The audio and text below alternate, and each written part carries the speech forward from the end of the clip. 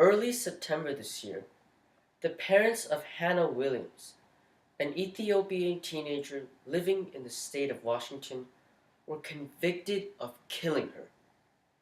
She had lost almost 30 pounds during the last years of her life as she was beaten, denied food, forced to sleep in a barn, and given cold outdoor showers with a garden hose. She was kept barefoot much of the time. Sometimes she was even given nothing but a towel. Hannah Williams was homeschooled. If she had been in school, someone might have noticed that she was emaciated. But she was homeschooled, and so her parents had complete privacy to punish her whenever they wanted, without anyone noticing. She died naked, face down in the mud in her backyard. Unfortunately, this incident is only one of many. Homeschool statistics show that a total of 1,508,000 students, let alone in the United States, are being taught at home, and more than a half of them are documented under horrific cases. The practice of homeschooling is almost completely, entirely unregulated in much of the country, and this must be stopped before our society crumbles at the very brink of our eyes. So today, we will venture into the silent world of homeschooling by first examining the numerous problems to this horrific act. Second, dive deeper into the implications and causes, before third and finally, proposing a legislative plan to solve this unrelenting problem that expertise homeschooler Pat Gold's calls a crime against humanity. There are two primary acts to homeschooling. Two problems. Hannah Williams is by far the homeschooled kid to be murdered in recent years. Exactly how many killed is really hard to say. Research on homeschooling is mostly very inconsistent, and what exists is mostly done by homeschooling advocates, providing us with the most reliable sources. First, Coleman, an Indiana University PhD student who studies the role of children in the Christian right, believes that homeschooling parents are not more abusive than others. Some studies show that a total of 1.5 million American kids are taught at home, and there's no reason for us to believe that more than a small fraction of them are subject to severe violence. Coleman argues that because the practice is almost entirely unregulated in much of the country, it can make abusive situations worse, allowing parents to hide their crimes and denying children's access to outside authority. As Coleman notes, homeschooling enables parents to isolate their children, then enables them to abuse them. You see, regulation is almost reportedly very minimal in many states, even in the states where regulation has already been implemented.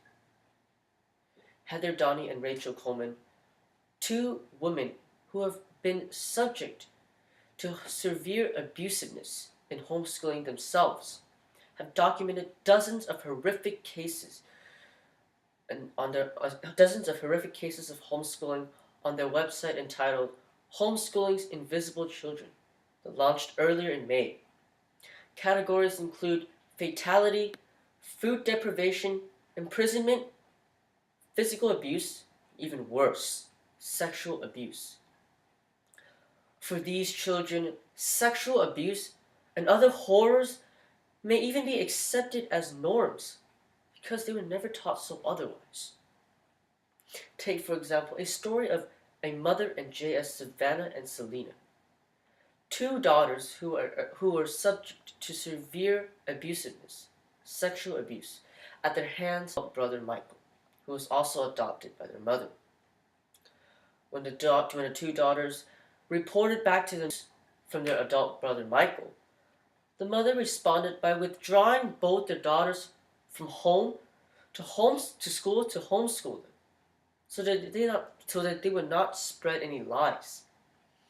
Unfortunately, the school had already involved the Department of Child Services. The children were subsequently removed from the home and were beaten severely with a belt. Secondly, this is not only physically harmful to the children, but it also causes them to become more reclusive to society, as stated by the Homeschool Legal Defense Association. Homeschooling children may not have as many opportunities to interact with students their own age in comparison to students who are taught at school regularly. Socializing with children their own age is important for their developmental and social skills. You see, if homeschooled, they may be deprived of the chance to form friendships, and the lack of socialization may affect them in later stages of life, for example, when they go to college or even applying for a job. With this environment, children of our society in the future could suffer severe physical and mental problems, such as depression. Now that we've examined the problems of homeschooling, it is important to realize the causes. The Daily Beast reports that in 10 states, homeschooling is completely unregulated, and in 15 more, parents only have to notify their school district that they would be teaching their students at home. You see, there are no educational standards, no testing. There's no testing their students, no curriculum review, and no testing to monitor their students. They're completely immobilized at home, and the authorities have no idea. Take, for example, a student in Duval who states that she had to teach herself out of textbooks from Bob Jones University. As she notes, I had to teach myself because I wanted to go to college. Her two younger siblings even had it worse. Her mother forced them to do housework before they were allowed to do schoolwork. She just didn't want them to leave their home, ever. Whatever the reasons, when the wrong parent or abusive parents homeschool their children, the results can be truly disastrous. Roger Caniff, a legal expertise and anti-violence advocate, states that when the wrong parents homeschool, the results can be far worse than just a abusive parents homeschool. Their children are essentially caged. Take, for example, a horrific story of how a 14-year-old daughter was forced by her mother to inseminate her with donor sperm to provide a baby for her after the mother was not allowed to adopt any more children. The judge at the court noted that the mother had truly, undoubtedly loved the children, but had isolated the family and forced her daughter to be homeschooled.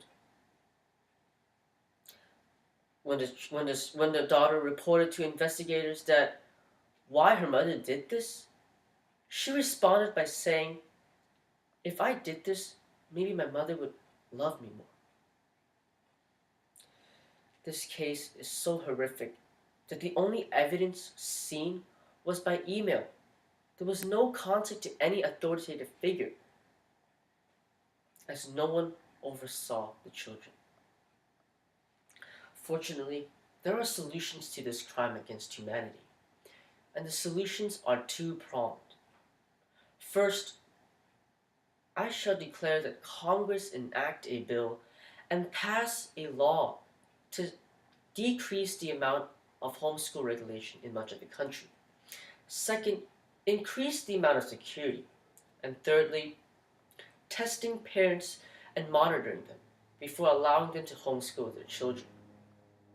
Secondly, as members of society, it is imperative that we take precautions towards these invisible children of homeschooling.